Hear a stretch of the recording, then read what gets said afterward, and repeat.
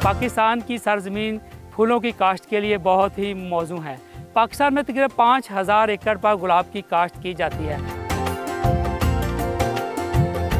ये एक ऐसा गुलाब है जिसको गरीब का फूल भी कहा जाता है आम ज़बान में, क्योंकि कोई ऐसी फसल मेरी नज़र में नहीं है जिससे आप सारा साल अपना किचन चला सकें। और सबसे बड़ी बात यह है कि इसमें बहुत ज़्यादा एंटीऑक्सीडेंट्स होते हैं और ये विटामिन सी का बेहतरीन सोर्स है।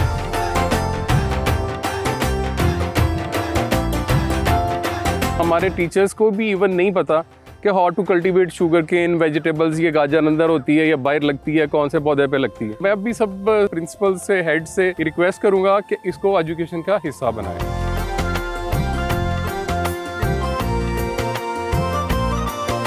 ये पाकिस्तान की हिस्ट्री में पहली दफ़ा यह है कि एक फार्मर जो है ना वो वैल्यू एडिशन कर रहा है। गुलाब का अतर है, 1 किलो की कीमत 20 लाख रुपए है। आप 5-6 हज़ार टन पत्तियां डालें तो आप एक दिन में 20 लाख रुपए का तेल भी निकाल सकते हैं। बिजनेस करें, प्रोडक्ट बनाएं। अस्सलाम वालेकुम, मैं हूं आपका होस्ट तारक तनवीर और आप देख रहे हैं प्रोग्राम किसान का पाकिस्तान। नाज़रीन, पाकिस्तान की सरजमीन फूलों की काश्त के लिए बहुत ही मौजू है। पाकिस्तान में तकरीबन 5000 एकड़ पर गुलाब की काश्त की जाती है और हमारे फार्मर मज़ारों के लिए और शादियों के लिए फूल लगाकर बड़े खुश थे। ऐसे में जब कोरोना आया तो जहाँ पे पूरी दुनिया की मैशत को अपनी लपेट में ले लिया, वहीं पे हमारे इस गुलाब की खेती से जुड़े हुए हज़ारों किसानों के घर जो है उनके चूल्हे बुझ गए। तो ज़रूरत इस बात की थी कि हम देखें कि गुलाब की कौन कौन सी प्रोडक्ट बन सकती हैं, इसकी क्या वैल्यू एडिशन हो सकती है। इसी टॉपिक पर बात करने के लिए आज हम मौजूद हैं फैसलाबाद के नवाही गाँव, जो कि नाड़वाला इंटरचेंज के बिल्कुल साथ है। इसका नाम है बड़ा ग्याला और यहाँ पे एक मिना एग्री फार्म है और फार्मर ने इसकी किस तरह वैल्यू एडिशन किया है, कौन कौन से प्रोडक्ट बनाते हैं, कुछ एक्सपर्ट से बात करते हैं फूलों की सफ़र में। आइए मेरे साथ।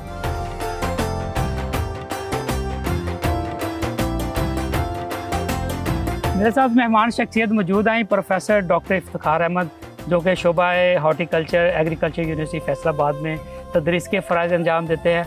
आपका बहुत शुक्रिया कि आपने हमें टाइम दिया। वेलकम तारक। डॉक्टर साहब, ये बताइए कि पाकिस्तान में फ्लोरिकल्चर का जो स्टेटस है आप कहाँ पे देख रहे हैं? इंटरनेशनल और नेशनल क्या स्टैंडर्ड्स हैं हमारे और हम कहाँ पे खड़े हैं इंटरनेशनल, अगर हम कंपैरिजन करें इसका? बिस्मिल्लाहिर्रहमानिर्रहीम।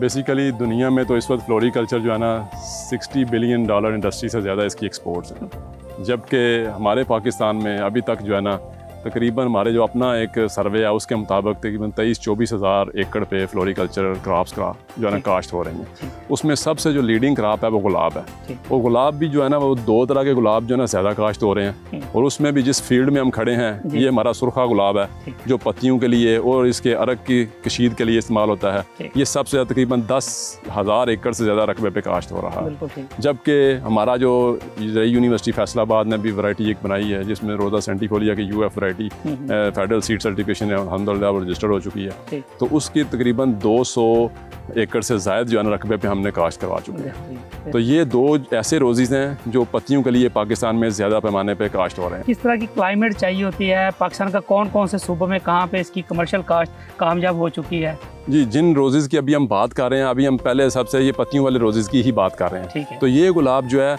इस वक्त सबसे ज़्यादा जो है ना चूनिया का एरिया है, वहाँ पे तकरीबन 5000 एकड़ के करीब जो है ना ये काश्त हो रहा है, जहाँ पे गेलन हटार है, ढींग मोड़ है, अलाहाबाद वाला एरिया है, ये सारा वहाँ पे। उसके बाद जो दूसरी मंडी है हमारी वो टिब्बा सुल्तानपुर जो मेलसी विहाड़ी के एरिया में है, वहाँ पे इस्टेब्लिश हो चुकी है। इसके अलावा जो हमारे फैसलाबाद में समंदरी का एरिया है वहाँ पे भी एक मंडी बन चुकी है और अल्हम्दुलिल्लाह लोग जो है इस तरफ आ रहे हैं अपने इस गुलाब को काश्त करके, क्योंकि ये एक ऐसा गुलाब है जिसको गरीब का फूल भी कहा जाता है आम ज़बान में, क्योंकि कोई ऐसी फसल मेरी नज़र में नहीं है जिससे आप सारा साल अपना किचन चला सकें। और ये ऐसा एक फूल है जिससे आप डेली के पैसे कमा के अपना किचन जो है ना अब आसानी चला सकते हैं। तो किस तरह काश्त किया जाए, क्या तरीके होते हैं, कहाँ से बीज लिया जाए, इसके पौधे कहाँ से लिए जाए और कौन सी वैरायटी को कमर्शियली काश्त किया जाता है? जी, मैं अपने किसान भाइयों से कहूँगा कि सुरखा तो ज़रूर काश्त करें, लेकिन उसके साथ साथ जो हमारा सेंटिफोलिया है उसको भी ज़रूर अपने काश्त में शामिल करें, क्योंकि ये जो गुलाब है ये ज़्यादा रकबे पे काश्त तो हो रहा है लेकिन इसकी जो क्वालिटी है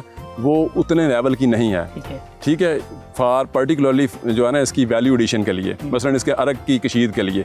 लेकिन जो रोज़ा सेंटीफोलिया है उसका जो अरक है वो हमने जब उसकी टेस्टिंग की है तो वो रोज़ा डेमासीना जो हमारा गुलकंदी गुलाब है उसके तकरीबन एट पार है, जिसको कहते हैं कि बराबर है। वो जो वैरायटी है उसकी खासियत ये है वो जूँ गर्मी बढ़ती है उसमें फ्लावरिंग ज़्यादा होती है, फूल ज़्यादा आते हैं, इवन 40 से 45 डिग्री सेंटीग्रेड पर भी, और वो तकरीबन पूरे पाकिस्तान में काश्त हो सकता है। अभी हमने हैदराबाद में भी उसको लगवाया है, अभी हमने GB में भी उसको लगवाया है पिछले साल, और अब अल्हम्दुलिल्लाह हम चित्राल में भी लगवा रहे हैं। तो बाकी पंजाब में तो ऑलरेडी वो लग रहा है, इसलिए मैं आपको ये मुख्तलिफ चीज़ें बताई हैं। क्योंकि सिंध में जो हैदराबाद का एरिया है वहाँ पर भी गुलाब काश्त होता है, लेकिन यही सुरहा ही ज़्यादा काश्त हो रहा है और वहाँ से एक्सपोर्ट भी हो रही हैं पत्तियाँ। इसका सब ये जिस तरह क्लाइमेट चेंज आ रही हैं बड़ी तेज़ से, मौसमी तब्दीलियाँ जो है, इससे कितना इफेक्ट आया इस चीज़ों का?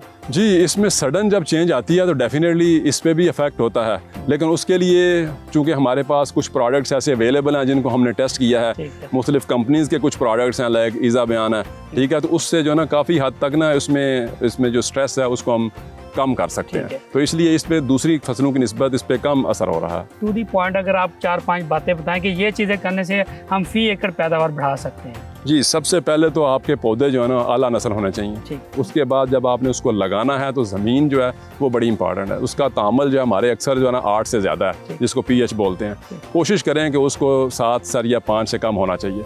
अगर ज़्यादा है तो उसके फिर पहले आपने ज़मीन की अच्छी तरीके से तैयारी करनी है, उसमें गोबर की खाद आप डाल दें 2 से 3 माह पहले, उसको अच्छी तरीके से हल कर लें। अगर आपके पास वक़्त ज़्यादा है तो फिर आप उसमें जंतर वगैरह काश्त करें, क्योंकि ये एक ऐसी फसल है जिसने ज़मीन में तकरीबन 15 साल से कई लोग 20 साल तक भी रखते हैं। तो इसलिए आप देखें कि एक दफ़ा लगाने से ना सिर्फ आप 15 से 20 साल उससे पैसे कमा रहे हैं, बल्कि हर साल जब इसकी कांट छांट करते हैं, शाह तराशी करते हैं, तो जो हेल्दी उसकी जो सेहतमंद शाखें हैं उससे नए पौधे भी तैयार करके खुद ही आप अपना उससे रकबा भी बढ़ा सकते हैं और वो भी ज़रिया रोज़गार है। तो ये इसका फ़ायदा है। तो ये दूसरी चीज़ इंपॉर्टेंट है। फिर इसके लगाने का बेस्ट टाइम है वो हमारे पास पंजाब में और सिंध में जो है दिसंबर जनवरी का टाइम है। उस वक्त आप इसकी कलम बना के आप उससे काश्त कर सकते हैं। मेरे मशवरे के मुताबिक जो है पहले आप उसकी नर्सरी तैयार कर लें, क्योंकि वो नर्सरी जो है थोड़े रकबे पे तैयार हो जाएगी। 3 एकड़ जो हमारे 2 तरीके जिसमें हम लगवा रहे हैं लोगों को, उसमें एक तो 5 फीट बाय 2 फीट पे है, तो उसमें तकरीबन 4400 पौधा लगता है। कुछ हमारे किसानों को हमने ट्रायल करवाए हैं जिसमें तकरीबन 7 फुट कतार से कतार का फासला होता है और पौधे से पौधा जस्ट 1 फुट का फासला रखा है, तो उसमें तकरीबन 6000 पौधे आ जाते हैं। तो जितने पौधे ज़्यादा होंगे उतनी पैदावार भी अच्छी होगी, लेकिन उसके दरमियान में एक रीज़नेबल जो जगह होनी जिससे उसमें हवा का आमदोरफ्त हो सके। हवा की आमदोरफ्त कम हो जाएगी, उससे वो नमी बढ़ जाएगी। और आप देख रहे हैं यहाँ पे भी अगर आप देखें तो ये कुछ आपको नज़र आ रहा है, जब नमी बढ़ जाती है तो यहाँ पे ये ब्लैक स्पॉट वाली और जो फफूंदी की जो बीमारियाँ हैं ये इसमें हमलावर हो जाती हैं। तो इससे बचाने के लिए हमें ये कुछ हमारे किसान भाई ऐसे करते हैं कि रिकमेंडेड तादाद है पौधों की उससे ज़्यादा लगाने की कोशिश करते हैं, लेकिन जब पौधे ज़्यादा हो जाते हैं तो उससे फूलों का साइज़ छोटा हो जाता है, वो क्वालिटी कम हो जाती है। तो इसलिए 4.5 से 6000 जो है वो रिकमेंडेड साइज़ है, 1 एकड़ में रिकमेंडेड उसकी तादाद है। डॉक्टर साहब थैंक यू वेरी मच, आपका बहुत शुक्रिया।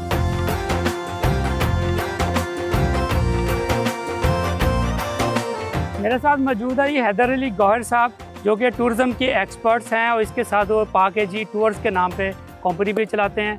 Thank you very much Haider भाई, आपने हमें ज्वाइन किया। थैंक यू भाई। तो आप क्या समझते हैं कि जो हमारे स्कूल के जो बच्चे हैं उनको कितना ज़रूरी एग्री फील्ड के अंदर लेके जाना? ये इतना ही ज़रूरी है बच्चों के लिए कि जैसे वो कोई खुराक लेते हैं उसकी इंफॉर्मेशन, तो आप जब गुलाब में खड़े हैं तो गुलाब एक ऐसी चीज़ है कि अगर बच्चों को पता चल जाए कि इसका ये बेनिफिट है कि सिर्फ खुशबू नहीं है, इसका अर्के गुलाब है और दूसरी प्रोडक्ट जो इससे बनती हैं, तो और उसके कितने फ़ायदे हैं और घर में हम कैसे लगा सकते हैं, अगर वो फील्ड में आएंगे तो उन्हें पता चलेगा। और ये जो बच्चों के लिए ये कंपल्सरी होना चाहिए स्कूल्स में कि हम उनको जैसे गुलाब का ये गार्डन है इसको करवाएं। तो ये वो चीज़ें हैं जब बच्चे जाके उसको खुद देखते हैं लाइवली, तो फिर उनको बेनिफिट और चीज़ों की भी समझ आती है। मैं एजुकेशन एक्सपर्ट हूँ, एजुकेशनल टूर करवाता हूँ, तो मैं ये कहूँगा कि स्कूल्स के रिक्वेस्ट करूँगा प्रिंसिपल्स को कि वो एग्री टूरिज़्म की तरफ आएँ। और इसके इतने बेनिफिट हैं, अगर हम अपने बच्चों को अपनी नर्सरी जो हम तैयार कर रहे हैं उनको ये बेनिफिट्स पता होंगे तो उसके वो फ़ायदे भी ले सकेंगे। बिल्कुल ठीक है। अच्छा हैदर भाई, ये बताइए कि जो हमारे जो किसान हैं वो किस तरह की एक्टिविटीज़ जनरेट कर सकते हैं, बच्चों को क्या ऑफ़र करें जिससे स्कूलों के टूर वहाँ पे आएँ? देखिए, बच्चों के लिए हम टांगा राइड्स कर सकते हैं, ये बुल राइड्स कर सकते हैं, घोड़ा है तो घोड़े को इस्तेमाल कर सकते हैं। ठीक है, मतलब वही हम चाहते हैं उसी इन्वायरमेंट में रहें, तो जैसे जैसे आएंगे और उतना ही ये बच्चे सीखते जाएं। तो मैं अभी सब स्कूल्स वाले प्रिंसिपल से, हेड से ये रिक्वेस्ट करूंगा कि इसको एजुकेशन का हिस्सा बनाएं।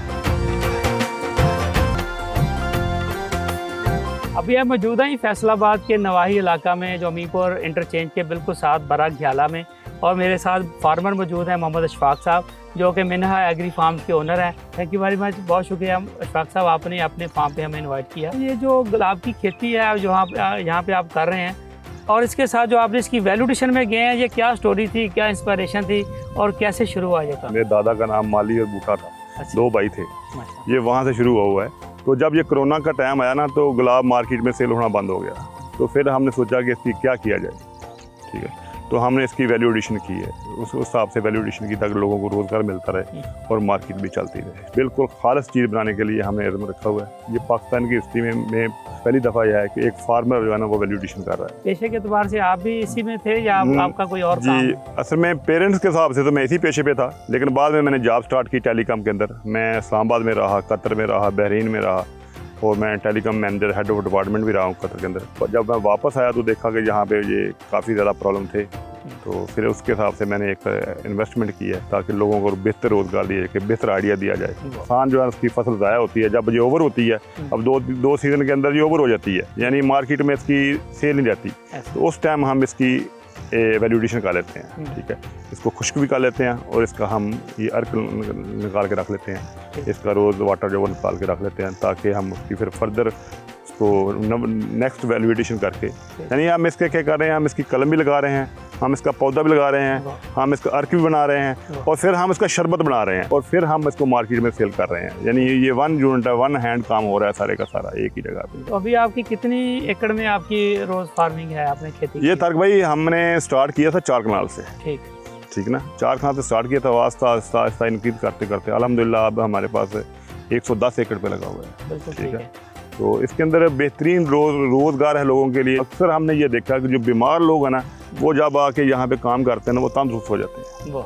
तो ये उनके लिए एक एक्स्ट्रा फ़ायदा है। हज़ारों के हिसाब से लोग तंदुरुस्त हुए हैं, अभी भी हो रहे हैं। ये जो बूढ़े लोग हैं ना, वो बिल्कुल दिन को सांस का प्रॉब्लम है, एनर्जी का प्रॉब्लम है, वो लोग सुबह सुबह इसको जब आके इसकी प्लगिंग करते हैं, फ्रेश हार्न लगाते हैं, खुशबू ताज़ा होती है, फ्रेश होती है, एनवायरनमेंट फ्रेश होती है। जो vitamin D, rich vitamin D सुबह मॉर्निंग में होते हैं, आपको पता ही है, तो वो उनका एडवांटेज होता है, फिर उनको साथ पैसे भी मिल जाते हैं। एकड़ कितने पैसे कमाए जाते हैं, और वैल्यू एडेड जब प्रोडक्ट बनाते हैं तब कितने पैसे कमाते हैं, दोनों में कितना फ़र्क है? ये जो आम ज़मींदार हम कर रहे हैं ना, आम ज़मींदार जैसे गंदम है, तेल है, ये मकई है, उससे तकरीबन ऑलमोस्ट ये डबल है। तो जब हम वैल्यू एडिशन में जाएंगे तो वो उसका भी डबल हो जाती है। देखें, जो अब गंदम वाला गन्ने वाला है वो 2 लाख कमा रहा होता है, तो हम 4 लाख कमा रहे होते हैं। तो वैल्यू एडिशन में जाएंगे तो ये 8 लाख हो जाएगा। अब हम जो बना रहे होते हैं रोज़ वाटर, ये फ्रेश फ्लावर का बना रहे होते हैं, अर्ली मॉर्निंग का। इसके अंदर हर चीज़ अपनी खूबसूरती होती है, और जब ये अपनी फ्रेश मॉर्निंग पे बना रहे होते हैं तो फ्रेश ही आगे जब कस्टमर को जाएगा तो वो भी फ्रेश हो जाएगा। बिल्कुल,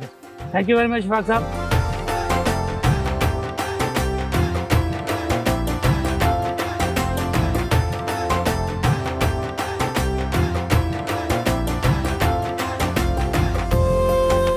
अभी मैं मौजूद है मिन्हा एग्री फार्म्स के ऊपर, और ये आप देखिए ऑन फार्म जो है प्रोसेसिंग यूनिट लगा हुआ है, और इसके जो फार्म्स के ओनर हैं अशफाक साहब हैं, और मेरे साथ मौजूद है मोहम्मद अरशद साहब, जिन्होंने उनको ये यूनिट लगा के दिया है। और अरशद भाई, ये बड़ा ज़रूरी था कि जिस तरह कोरोना वायरस ने गुलाब जो है उसको टके टोकरी कर दिया, क्योंकि ये खाने वाली चीज़ नहीं थी। ऐसे ही तो अगर ये इतना बड़ा हादसा जो था इनको वैल्यू एडिशन पे लेके आया, तो हमारे किसान किस चीज़ का इंतज़ार कर रहे हैं, जो कौन से हादसे का इंतज़ार कर रहे हैं कि हम वैल्यू एडिशन पे जाएंगे? थोड़ा सा स्टडी करें तो ज़राअत में वैल्यू एडिशन जो है वो पूरी दुनिया कर रही है। तो 2019 में जब ये आया, मार्केटिंग मुश्किल हो गई, प्रोड्यूस वेस्ट हुई, तो इन्होंने फिर हमसे ये यूनिट बनवाया।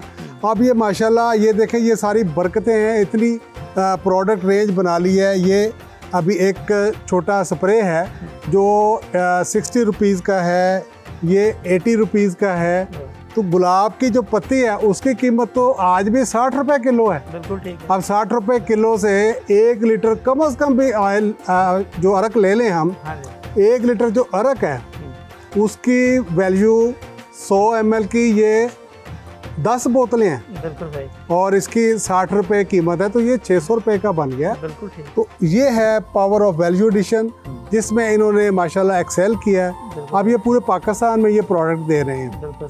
टेक्नोलॉजी और प्रोसेस बड़ा आसान है। आपने इधर ही, चूँकि ये मैं जो हमारा मॉडल है कि ज़राअत के साथ प्रोसेस हो, इनका साथ ही गुलाब का फार्म है, वहाँ से ये गुलाब तोड़ के लाते हैं, इसमें मशीन में डालते हैं, पूरा सिस्टम लगा हुआ है। अरक की कलेक्शन का सिस्टम इनके पास मौजूद है और यहाँ ये अरक निकाल के इधर ही पैक करते हैं। और जो स्टैंडर्ड इसके हैंडलिंग के असूल हैं, इनको फूड अथॉरिटी ने सिखाए हुए हैं, ये उनको पूरी तरीके से अडाप्ट करते हैं और ये प्रोडक्ट बना रहे हैं। और जो इनके एंड यूज़र हैं वो सारे खुश हैं और ये कह रहे हैं कि हमसे अभी डिमांड नहीं पूरी हो रही, हम इसको इंशाल्लाह ताला अपने प्रोसेस को एक्सपेंड करेंगे, अपनी बिल्डिंग भी बढ़ाएंगे और मशीनरी भी बढ़ाएंगे। तो ये इसकी पावर है। अभी इसके इन्होंने ये इसका जैम बनाया है गुलाब की पत्तियों से। ये तारक भाई आप ज़रा टेस्ट करें इसको। मैं भी टेस्ट करता हूँ।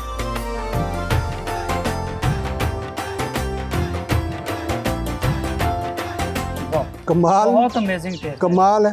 रोज पेटल जैम, खुशबू, जायका इसमें और फायदा। जो रोज पेटल की पत्तियां हैं, रोज पेटल्स हैं ओरिजिनल, हाँ, वो क्रच कर रही हैं, बड़ा अच्छा क्रंची सा जायका आ रहा है, ओरिजिनल इसका जायका आ रहा है। बहुत अमेजिंग। और मैं समझता हूँ कि ये आप पाकिस्तान में किसी भी फूड लवर को ये चीज़ दें तो वो इसको कभी छोड़ ही नहीं सकता। बिल्कुल ठीक। तो ये इसकी पावर है। अच्छा भाई, जैसे हमारे पहले फोर फादर सदियों में गुलकंद बनाते थे, तो हाँ। ये तो गुलकंद से बड़ी डिफरेंट चीज़ है ये। मैं जब इंटरनेशनल टूर्स पे जाता हूँ तो पूरे ऐसे शोरूम हैं जो सारी गुलाब की बनी हुई प्रोडक्ट, गुलाब का लोशन, गुलाब का स्प्रे, गुलाब के साबन, गुलाब में बड़ा यूज है इसका। इसकी देखें, इससे आप परफ्यूम बनाएंगे। जैसे जैसे हमारे जितने इस तरह के शरबत हैं, मैं आपको बताता हूँ, उन्होंने अर्कियात से बनाए हैं। आप इसमें सारे अरक ले सकते हैं। अब गुलाब के अर्कियात की खूबियाँ किसको नहीं पता कि ये आपके मैदे के लिए भी ठीक है, ये आपको तस्कीन भी देता है। इसको हम अगर स्प्रे करते हैं तो हमारी स्किन अच्छी हो जाती है। इसके बेनिफिट्स तो हर किसी को पता है, सिर्फ ये है कि हमने उसको वेस्ट होने से बचाना है। लो वैल्यू यानी कि हम गले में डाल दिया, कब्रों पे फेंक दिया। हमने ये कि मज़ारों के लिए, कब्रिस्तानों के लिए और शादी के लिए हम उगाते थे। ये तो कीमती तोहफा है। इसकी खुशबू सूंघ के आप रिलैक्स हो जाते हैं।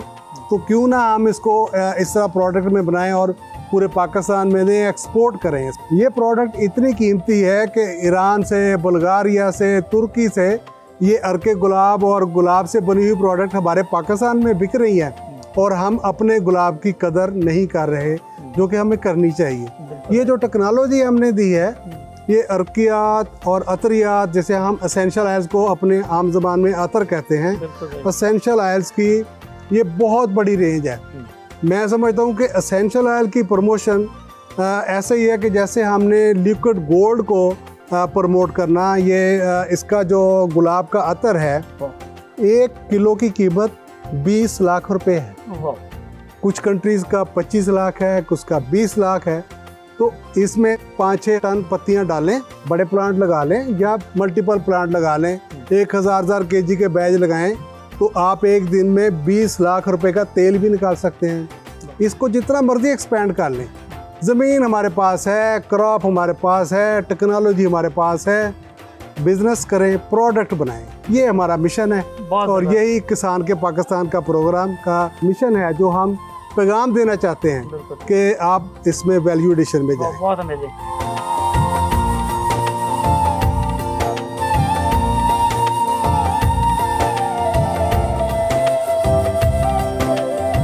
तो नाज़रीन, आज के प्रोग्राम किसान का पाकिस्तान में आपने देखा कि किस तरह एक फार्मर जो है कोरोना वायरस की वजह से ब्रांडिंग और वैल्यू एडिशन की तरफ माइल हुआ और आज एक कामयाब बिजनेस कर रहा है। हमारे बाकी किसान भाई कौन से हादसे का इंतज़ार कर रहे हैं, कब वो एग्री टूरिज्म के साथ साथ अपने आप को ब्रांड करेंगे, अपने फार्म को ब्रांड करेंगे और वैल्यू एडिशन में जाके ना सिर्फ अपने लिए बेहतरीन रिज़्क कमाएंगे बल्कि अपने मुल्क के लिए बहुत सा ज़रिए मुबादला का भी बायस बनेंगे। उम्मीद है कि आज के प्रोग्राम में जो मालूमात हमने आपको दी हैं वो आपके लिए बहुत ही यूज़फुल साबित हुई होंगी। मिलते हैं आपसे अगले प्रोग्राम में नई मालूमात के साथ। अपने होस्ट तारक दीनी को दीजिए इजाज़त और आप देखते रहिए किसान का पाकिस्तान, सिर्फ डिस्कवर पाकिस्तान।